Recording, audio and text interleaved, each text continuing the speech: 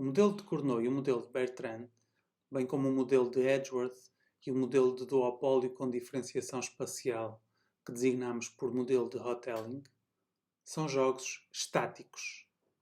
Descrevem situações em que as empresas tomam as suas decisões simultaneamente. Na maior parte dos mercados reais, as empresas interagem ao longo do tempo, de uma forma dinâmica. As decisões das empresas envolvem algum tipo de sequencialidade. Ao longo do tempo, as empresas vão tomando decisões e as decisões que tomam influenciam as decisões futuras das suas rivais.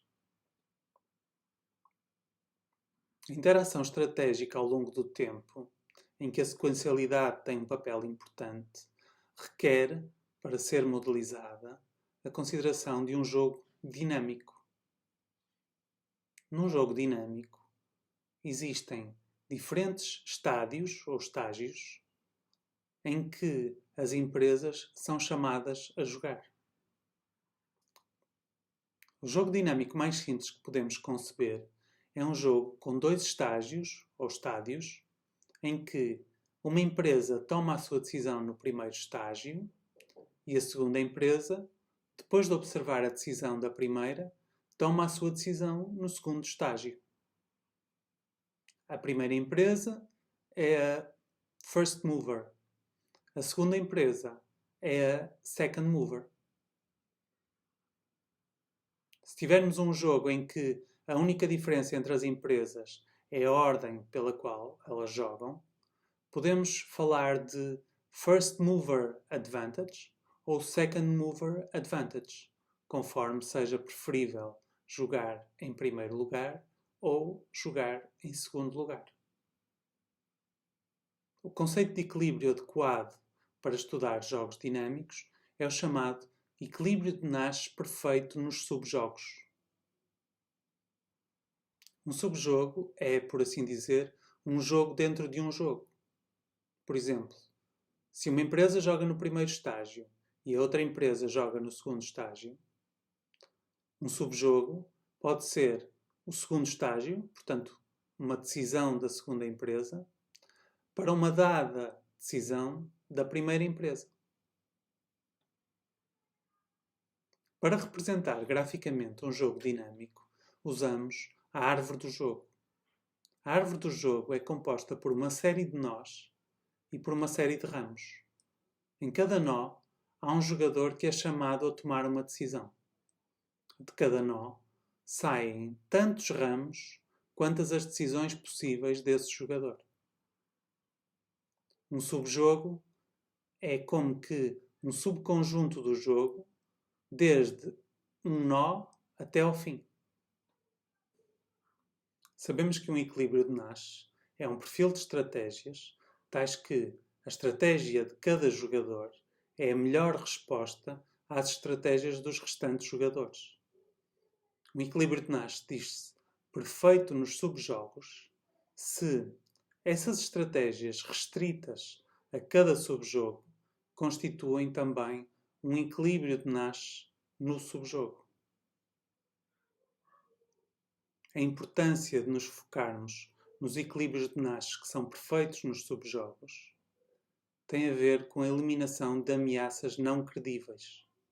Enquanto que um equilíbrio de Nash pode envolver ameaças não credíveis, um equilíbrio de Nash perfeito nos subjogos não envolve a utilização de ameaças não credíveis.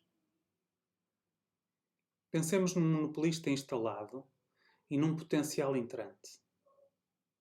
Num jogo dinâmico entre eles, em que, primeiro, o potencial entrante decide se entra ou não, e, em segundo lugar, o monopolista decide se fixa um preço alto ou baixo. O entrante considera que, se o monopolista vier a fixar um preço alto, então a entrada terá compensado. Se o monopolista vier a fixar um preço baixo, então a entrada não terá sido lucrativa. A incumbente considera que, se a entrante de facto entrar, compensa fixar um preço alto, porque o preço baixo não lhe dá margem de lucro.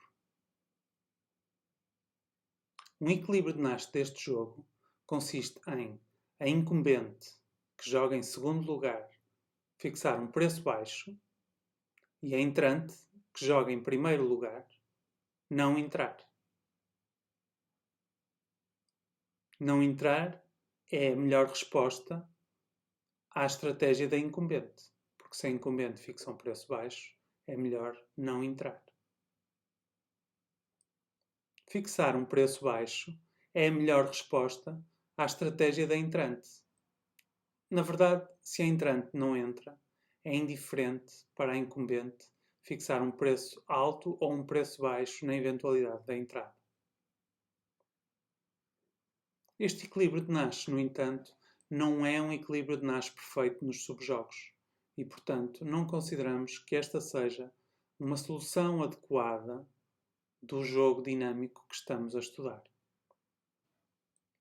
Não é um equilíbrio de Nash perfeito nos subjogos porque, no segundo estágio, na eventualidade de a entrante ter entrado, a incumbente está a fixar preço baixo e essa não é uma estratégia ótima nesse subjogo. A ameaça de fixar um preço baixo não é credível. Se a entrante de facto entrar, a incumbente vai preferir fixar um preço elevado. Este jogo tem um equilíbrio de Nash perfeito nos subjogos. Esse equilíbrio de Nash perfeito nos subjogos é a monopolista fixar preço elevado e a entrante entrar.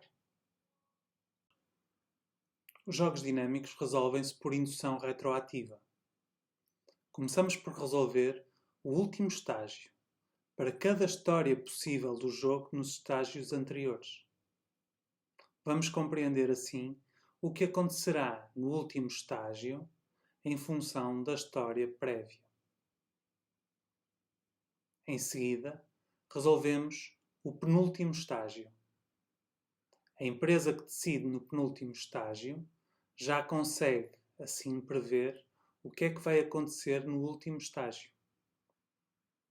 Se resolvermos o último estágio e o penúltimo estágio, então poderemos resolver o antepenúltimo estágio, uma vez que a empresa que joga nesse antepenúltimo estágio conseguirá antecipar quais serão as escolhas no penúltimo e no último estágios.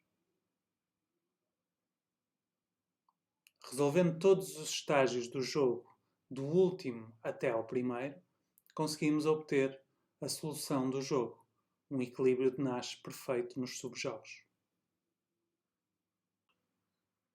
No exemplo em que a entrante decide se entra ou não entra e em seguida a incumbente decide se fixa um preço alto ou baixo, devemos resolver o jogo começando por estudar a decisão da incumbente, isto é, o segundo estágio.